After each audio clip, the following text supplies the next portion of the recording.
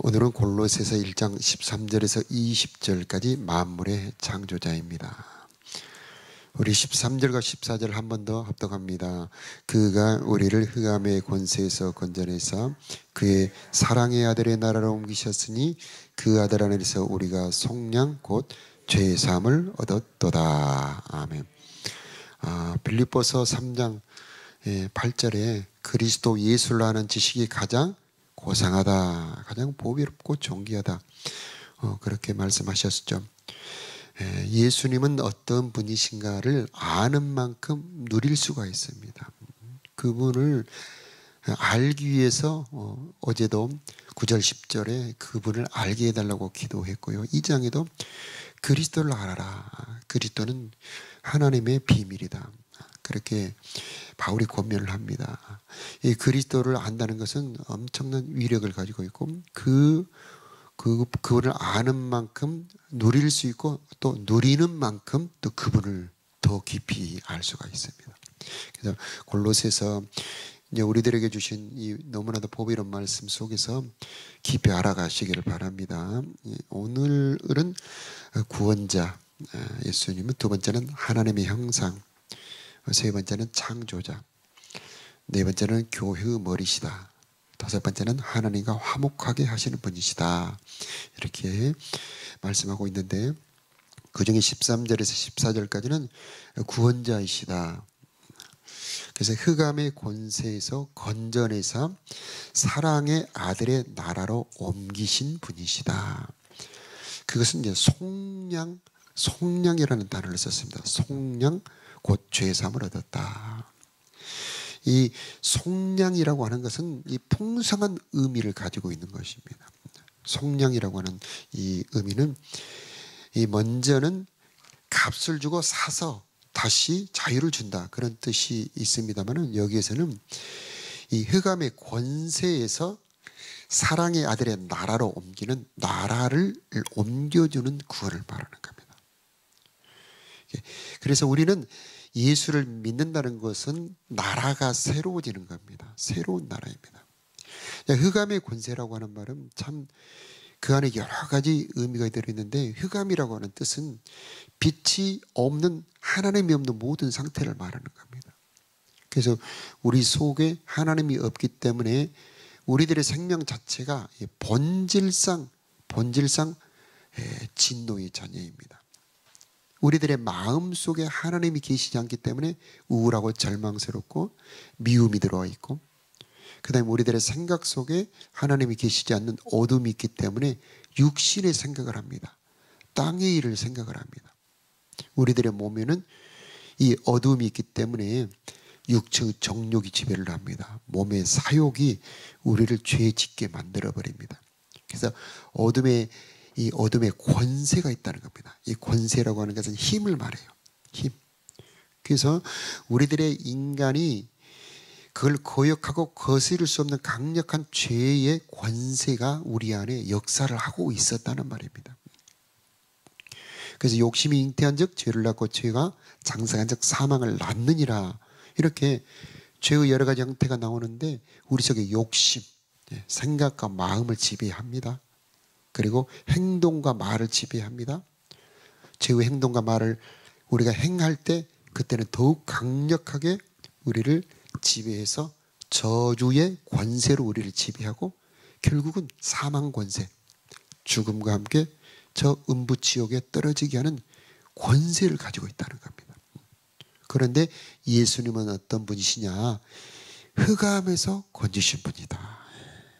그래서 하나님의 아들, 사랑의 아들의 나라로 옮기신 분이시다.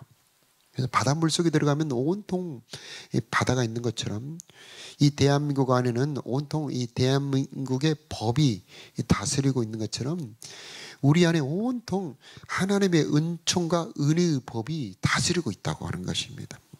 그래서 죄와 사망의 법이라고 하는 이 단어가 나옵니다, 로마서에.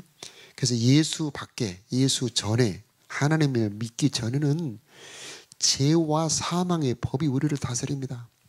그래서 온통 우리를 죄를 짓게 하고 욕심을 부리게 하고 절망스럽게 하고, 그래서 결국 저주받고 멸망받게 하는 것밖에 없었는데 이제 예수를 믿음으로 예수 안으로 들어옴으로 우리의 모든 삶을 하나님의 나라가 온통 둘러싸고 있다는 겁니다.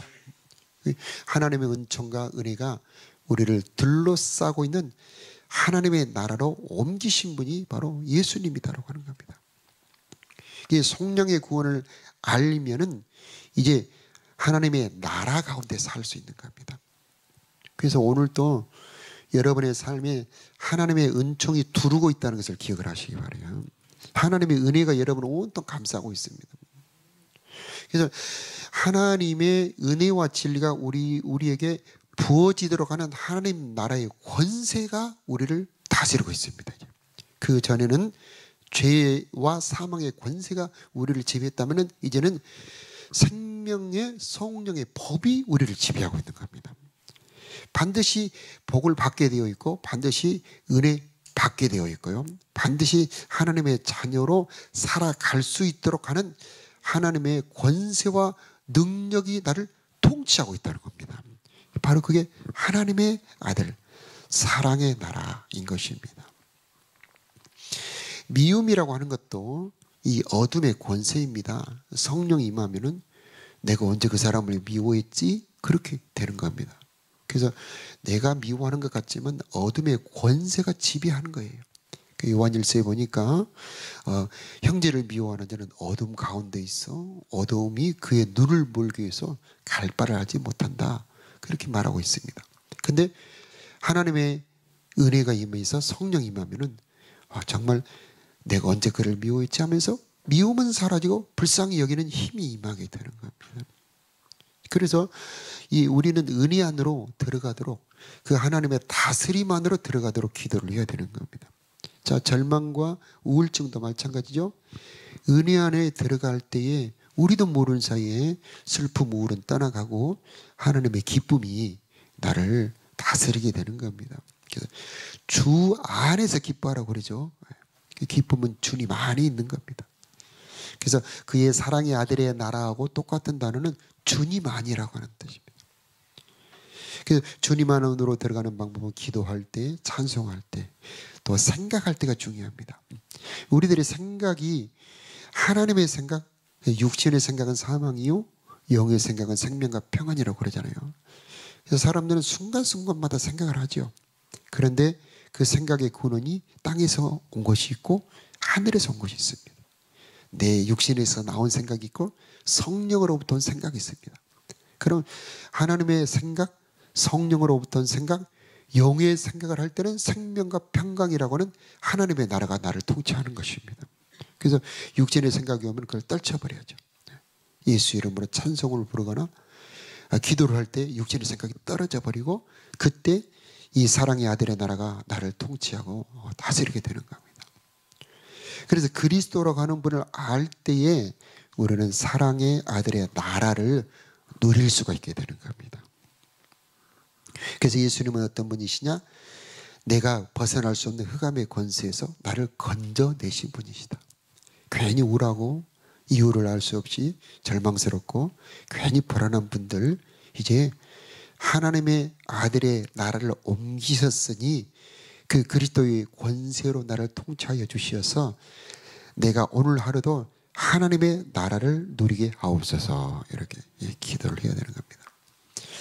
그래서 우리가 기도할 때에 주여 주여 하고 부르는 게 굉장히 중요합니다. 기도가 잘 안 될 때 주님 주님 주여 주여 이렇게 부를 때에 하나님의 나라의 권세가 들어오는 겁니다. 예수님은 나의 주님입니다. 예수님은 나의 통치자입니다 하고 주님을 초청하는 겁니다.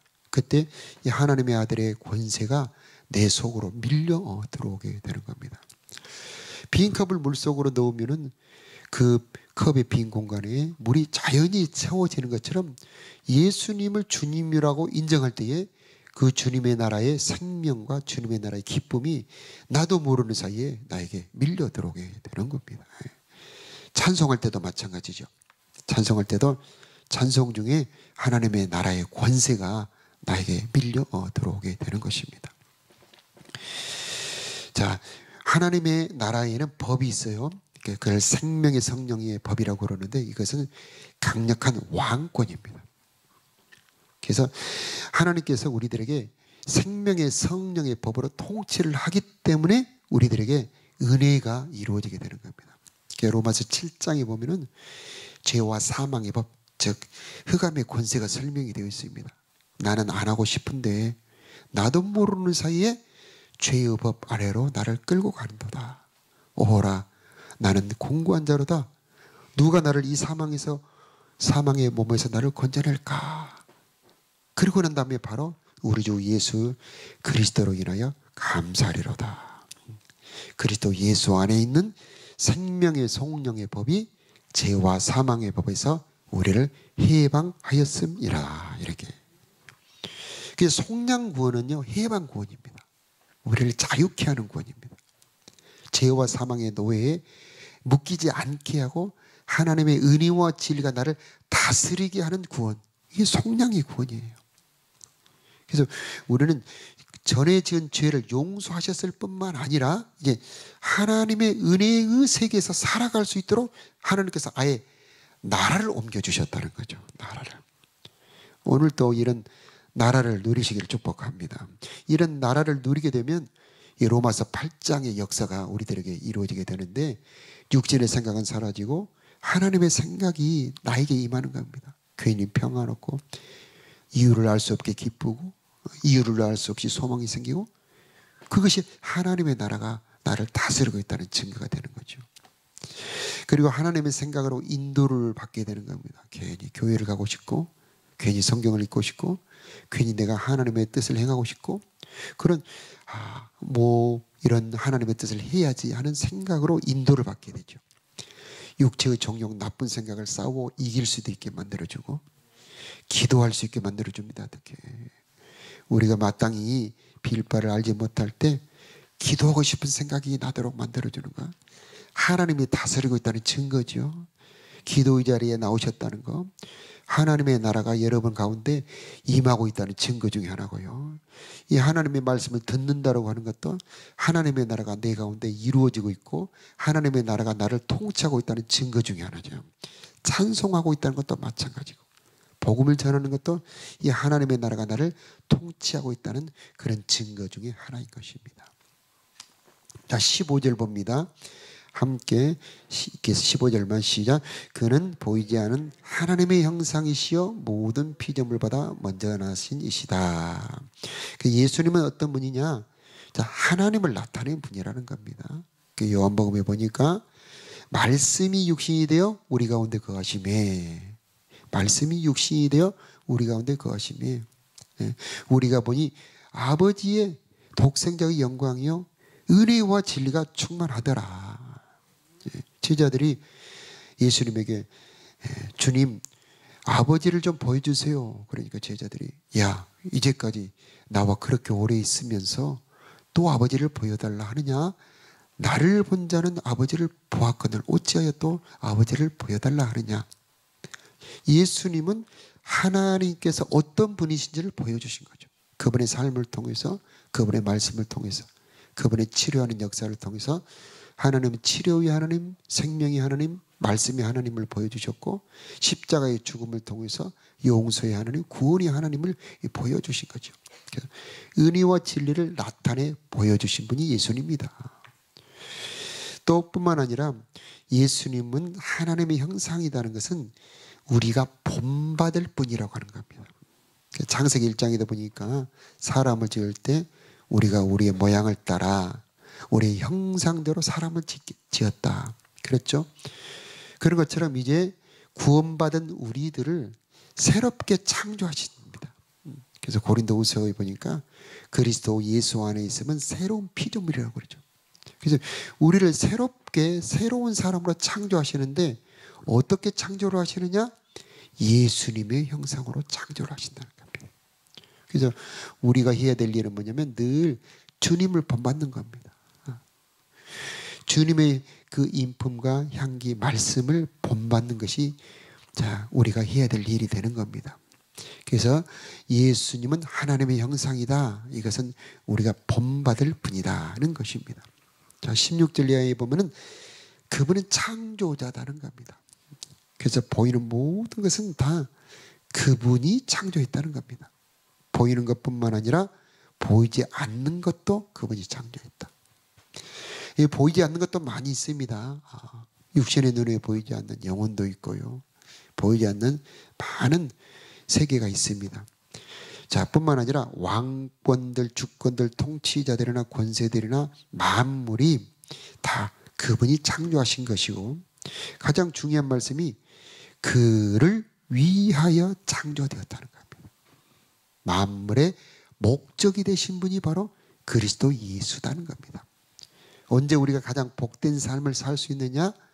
그리스도이신 예수를 위하여 사는 인생. 가장 보람된 인생이요, 가장 행복한 인생이 된다는 겁니다. 그래서 살아도 예수를 위해, 죽어도 예수를 위해 사는 자, 죽는 자, 바로 살아도 예수를 위해, 죽어도 예수를 위해 죽는 자가 가장 보람된 인생이고, 그 인생이 가장 행복하다는 것입니다. 그래서 내 삶의 목적 뭐냐? 예수를 위해 산다. 나는 무엇을 위해 죽나? 예수 그리스도를 위해 죽는다. 그러니까 매일 우리들의 삶은 그리스도를 위하여 죽는 삶이 될 때에 그분의 생명이 내 안에 채워진다는 겁니다. 그러니까 우리 안에는 보화가 들어있는데 그 보화가 내가 나를 낮추고 십자가에 넘겨질 때 그분 안에 들어있는 보화, 그 보화가 생명과 은혜로 내 삶을 채워주신다는 말씀입니다. 자, 18절에는 중요한 말씀이 나오죠. 함께 읽겠습니다. 시작. 그의 몸인 교회의 머리시라. 그가 근본이시요 죽은 자들 가운데서 먼저 나신 이시니 이는 친히 만물의 으뜸이 되려 하심이다. 아멘. 교회의 머리가 되신다. 교회의 주인은 예수님입니다. 교회의 머리는 예수 그리스도이십니다. 그분이 바로 교회의 근원이 되십니다. 그분이 교회의 주인이 되십니다. 그분은 교회의 인도자가 되십니다. 그분은 교회의 공급자가 되십니다. 그분은 교회를 흠과 티가 없이 아름답게 단장하시는 분이십니다. 뿐만 아니라 그분은 교회 촛대 사이를 왕래하시면서 그 교회와 교제하시는 분이십니다. 오늘도 이 머리 대신 예수님의 은혜가 임하기를 바랍니다. 이 머리라고 하는 뜻 너무나 중요하죠. 지도자, 인도자일 뿐만 아니라 공급자입니다. 머리라고 하는 것은 독재자라는 뜻이 아닙니다. 이 머리라고 하는 것은 공급자, 근원이 된다. 그분은 나의 삶의 보호자가 되신다. 나도 모르는 사이에 나를 이끌어가는 분이시다. 바로 그분이 우리들의 주가 되신 그리스도가 되신다는 것입니다. 에베소서는 교회론이고 빌립보서는 성화, 우리들이 어떻게 거룩해져야 되는가를 말하고 있다면, 이 골로새서는 그리스도론이죠. 예수님은 어떤 분이신가? 그분이 나의 머리가 될 때 나에게는 충만함이 있다는 것. 그분이 나의 머리가 돼서 나를 인도하시고 가르치실 때 내가 지혜로워질 수 있다는 것. 나의 모든 근원은 바로 그리스도 예수가 되신다는 것입니다. 그가 근본이시다. 근본. 우리들의 근원을 알 때에 샘솟듯한 은혜가 솟아오르게 되는 것입니다.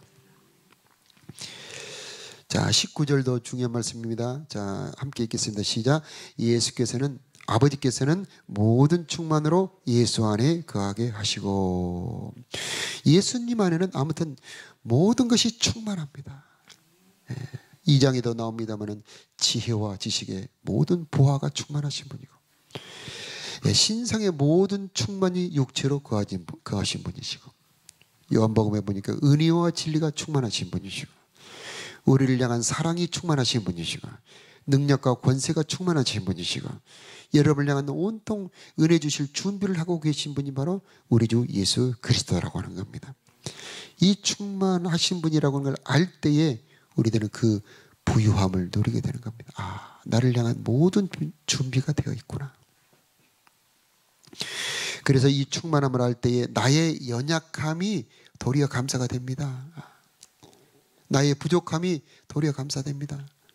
하나님, 나는 연약합니다마는 주님의 강하심으로 나를 채워주시옵소서. 나는 미련하고 연약해서 잘 알지를 못합니다.